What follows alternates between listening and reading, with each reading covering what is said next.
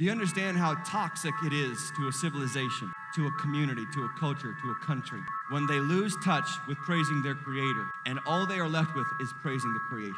In the 1970s and 1980s, there was a Russian novelist. His name was Alexander Solzhenitsyn, and he was a political refugee from the USSR. He critiqued the atheistic, secularized communist government, and he had to flee the country for fear of his life. In the 1970s and 80s, he toured Europe, Western Europe, and America. And then he started to realize that Western civilization was on the same path, just in a different way, as Eastern civilization was with communism. That to detach from the creator and worship the creation is toxic to an environment. In 1978, he was invited to speak at Harvard's commencement address. All the big players at Harvard were so excited to have this guy because they considered him, somebody who would challenge the authority and speak about the evils of communism. And so they applauded him when he got up on the stage. When he got off the stage, nobody applauded. And in fact, they turned on him. And the New York Times wrote an article about him, said he was dangerous and a zealot. What happened? What did he say? He said, the West has finally achieved the rights of man even to excess. But man's sense of responsibility to God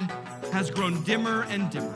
Humanism started modern Western civilization on the dangerous trend of worshiping man and his material needs. I am referring to the calamity of an autonomous, irreligious, humanistic consciousness. It has made man the measure of all things on earth, imperfect man, who is never free of pride, self-interest, vanity, envy, and dozens of other defects.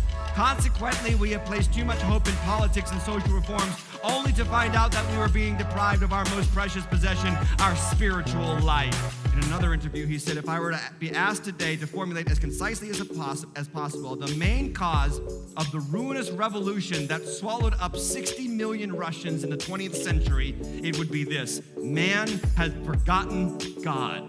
That's why all that happened to us. He's saying when you stop worshiping the Creator, all you are left with is the creation, and when you worship the creation, it becomes toxic to an environment. Because your trust, your hope, your dependency, your confidence is in something that is perishing. It's faulty. It will leave you. It will disappoint you. At some point, everything outside of God fails.